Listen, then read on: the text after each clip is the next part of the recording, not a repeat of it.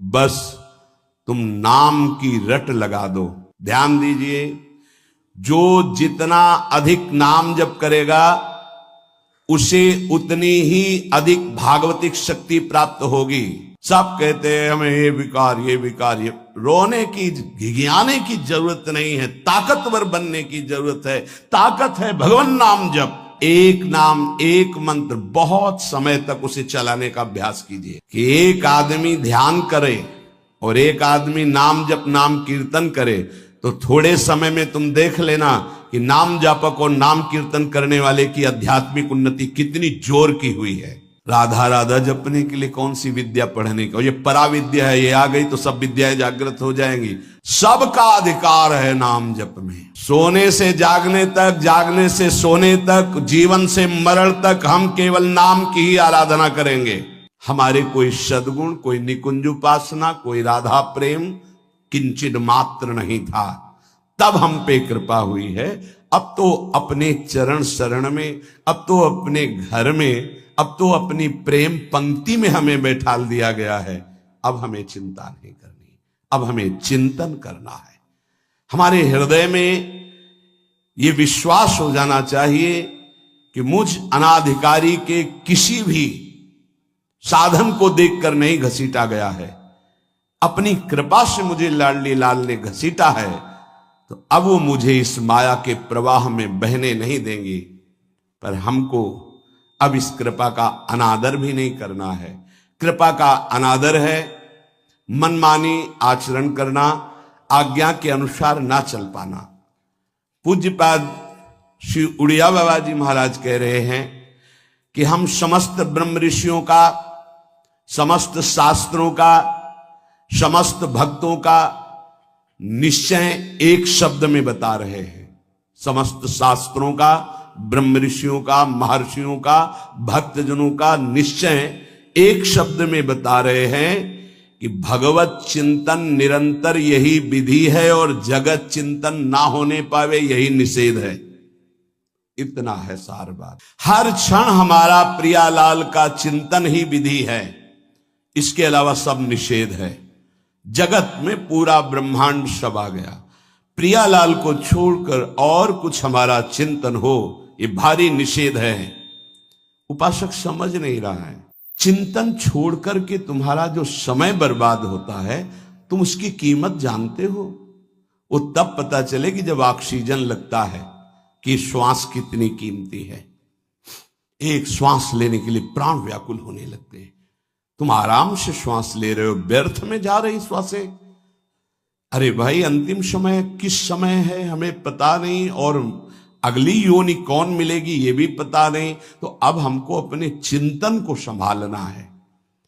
संपूर्ण ऋषियों का, शास्त्रों का, महात्माओं का, भक्तों का एक सार शब्द है, आराध्य देव का चिंतन ही विधि है और सब निषेध है। जगत का चिंतन निषेध है।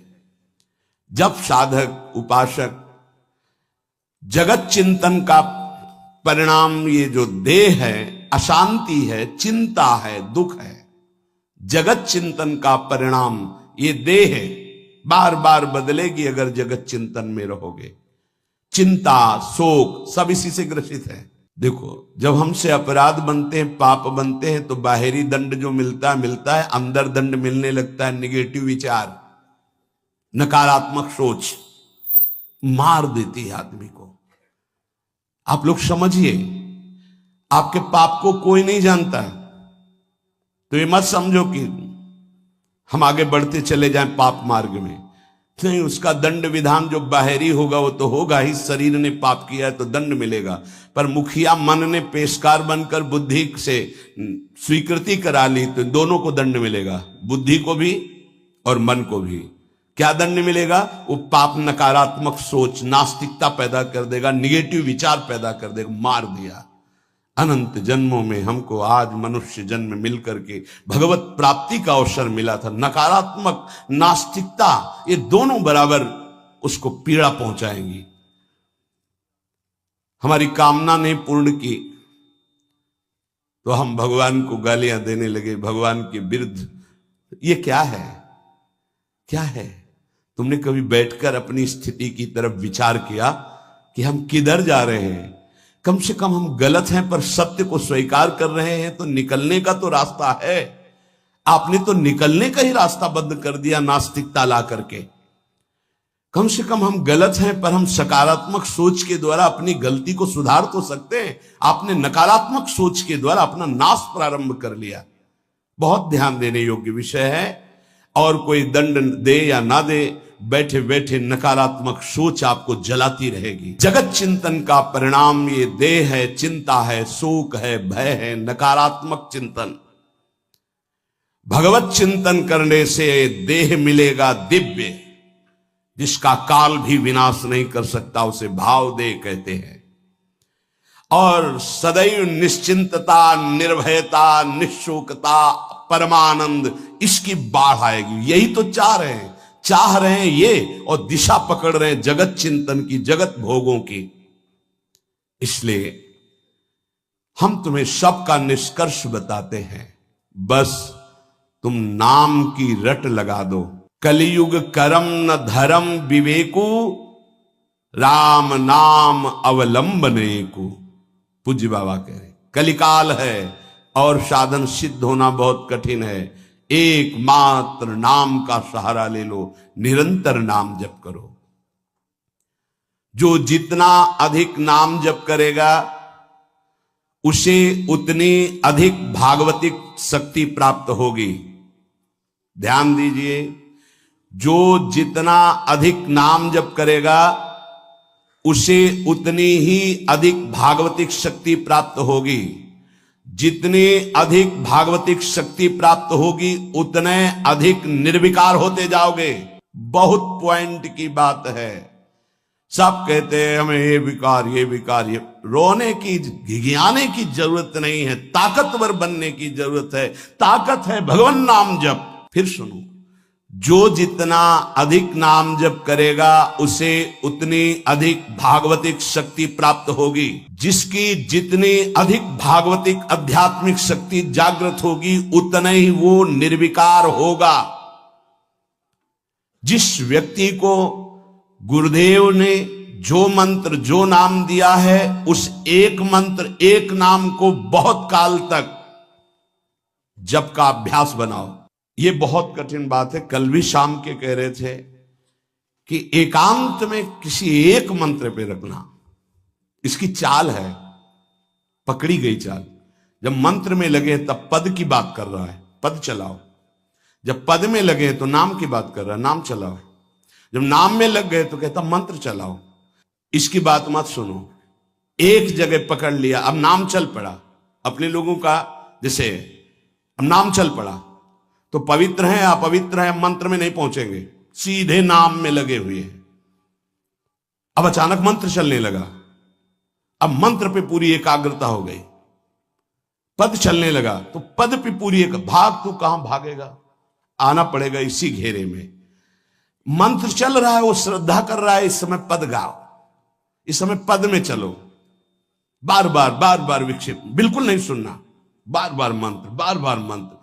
क्योंकि जब पद में जाओगे तो वहां भी नहीं टिकेगा, वो कोई प्रपंच सामने खड़ा कर देगा। इसको सुनो, इसको देखो, इसका चिंतन करो।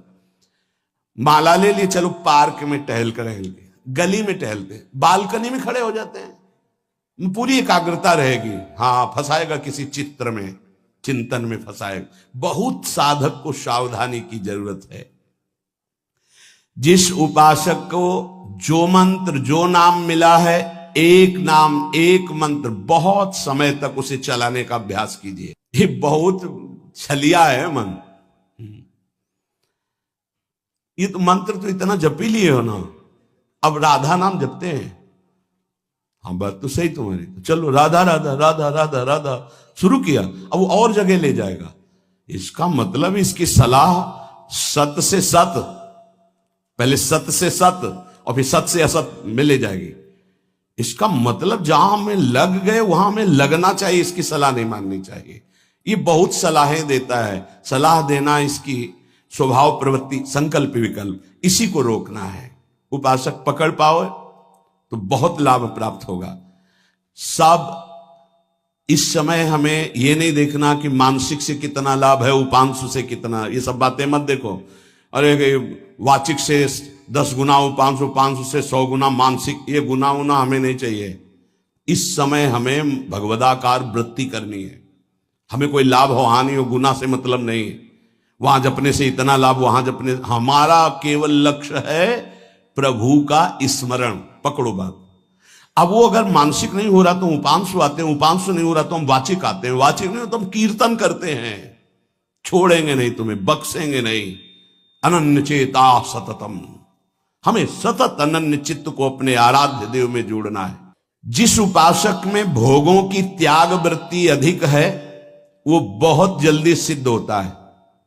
पकड़ो, जो पुरुषार्थ तो करता है पर साथ में भोगों को भी भोगता है, उसकी आसक्ति भजन में नहीं हो पाती, वो आगे नहीं बढ़ पाएगा जब तक वो अपनी वृत्ति को सुधारेगा नहीं। जो तत्व ज्ञान प्राप्त करना चाहता है या प्रेम प्राप्त करना चाहता है, उसको चाहिए कि सदगुरु की अधीनता स्वीकार कर ले, क्योंकि बिना सदगुरु की अधीनता के उसे परिपक्व अवस्था प्राप्त नहीं होगी।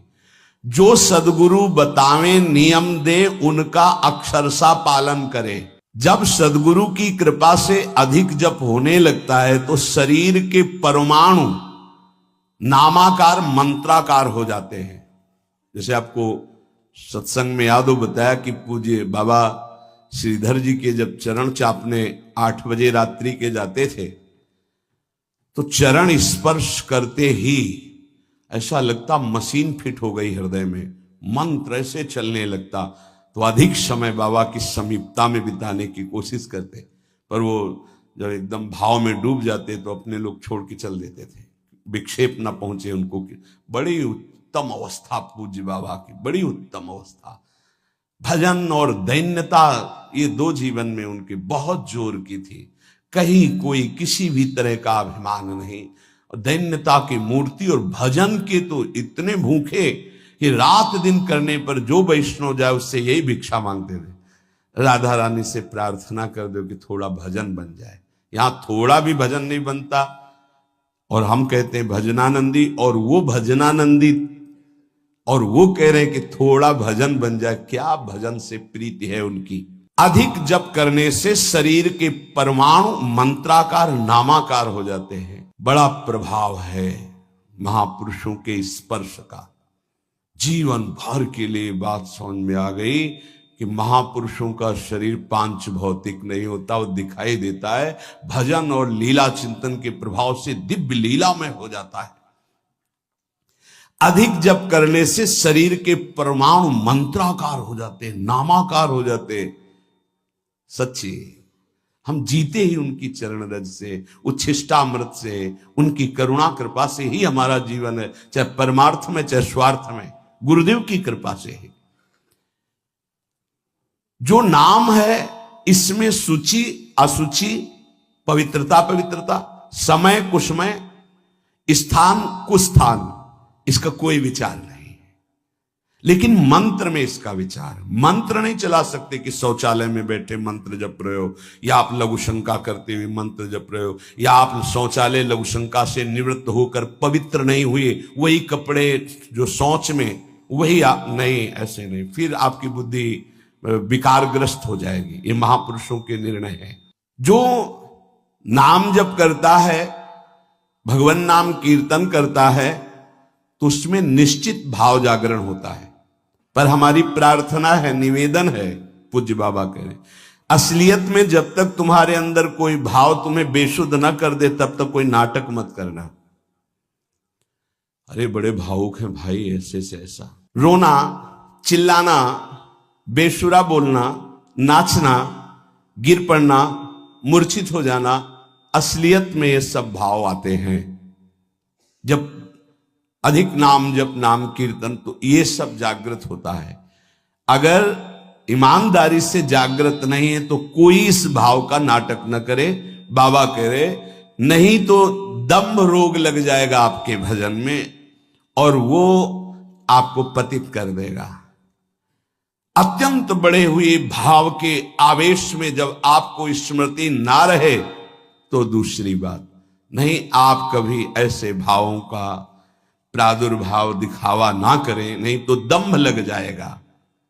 भाई मैं तुमसे बहुत एकांतिक बात कहता हूं कि एक आदमी ध्यान करे और एक आदमी नाम जप नाम कीर्तन करे तो थोड़े समय में तुम देख लेना कि नाम जापक और नाम कीर्तन करने वाले की आध्यात्मिक उन्नति कितनी जोर की हुई है। पूज्य बाबा साक्षात ब्रह्म है। इन्हीं की कृपा प्रसाद से पूज्य पंडित गया प्रसाद जी महाराज ब्रजमंडल के सिद्ध महापुरुष, इन्हीं को गुरुदेव के रूप में वर्ण करके ऐसी उच्च अवस्था प्राप्त की थी कि गीता वाटिका से भाई जी और राधा बाबा परम प्यार दुलार आदर पूज्य पंडित गया प्रसाद जी का करते थे। देखो कलयुग को बहुत खराब बताया गया है, पूज्य बाबा कह रहे युग है भी इसमें बहुत दोष, परंतु हम आपसे कहते हैं कि कलयुग बहुत महिमामय भी है। बड़े बड़े ऋषि मुनि देवता याचना करते हैं कि मुझे कलयुग में जन्म मिले। क्यों? क्योंकि केवल नाम जप और नाम कीर्तन से इसमें वो पद प्राप्त होता है जो बड़ी बड़ी तपस्या यज्ञ ध्यान साधना से भी नहीं होता। ये बड़े अमृतमय वचन, इनको पकड़ो। सार बात नाम जप नाम कीर्तन गुण कीर्तन। देखो स्वयं भगवान ने कहा है यज्ञानाम जप यज्ञोस्मि, सब यज्ञों में श्रेष्ठ यज्ञ मैं हूं, जप यज्ञ। अब यज्ञ अश्वमेध यज्ञ, राजसूय यज्ञ, बड़ी बड़ी यज्ञ जो चक्रवर्ती सम्राट महाबलशाली पुण्यात्मा राजर्षि करते थे, उन सब यज्ञों में श्रेष्ठ है जप यज्ञ। देखो इस जप यज्ञ में ना तो शुद्ध घी की आवश्यकता है, इस जप यज्ञ में ना तो मंत्रवेत्ता ब्रह्म ऋषि की आवश्यकता है। यज्ञ में बड़ी जानकारी बड़ी व्यवस्थाएं सुव्यवस्थित करने पर ही फल मिलता था। जैसे यज्ञ करता कोई अंग भंग नहीं होना चाहिए, किसी भी अंग में किसी भी तरह की कोई कमी नहीं होनी चाहिए। अगर एक आंख काम नहीं करती तो तुम यज्ञ में सफलता प्राप्त नहीं कर सकते, बैठ नहीं सकते, यजमान नहीं बन सकते।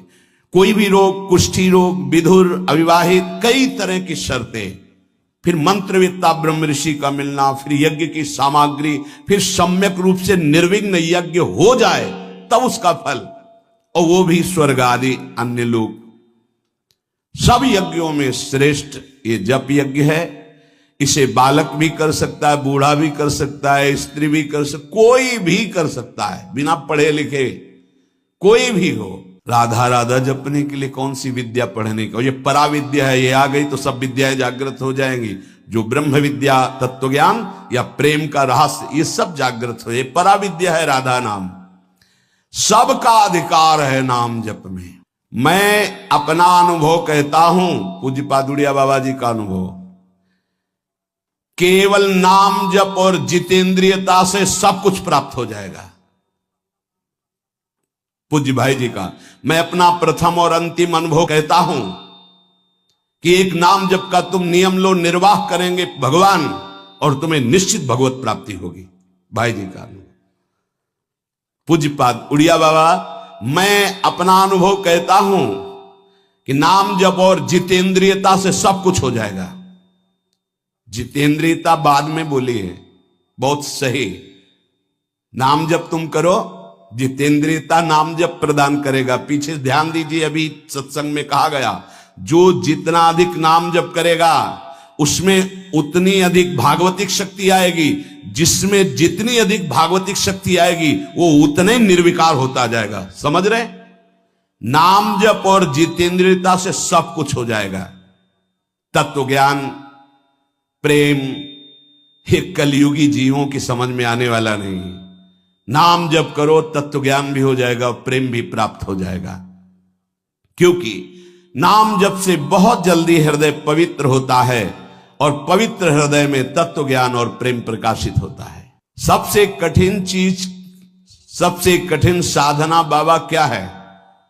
नाम जप। बुद्धि को पावन करने वाला, मन को शांत करने वाला, भगवत प्राप्ति कराने में समर्थ है नाम जप, मंत्र जप।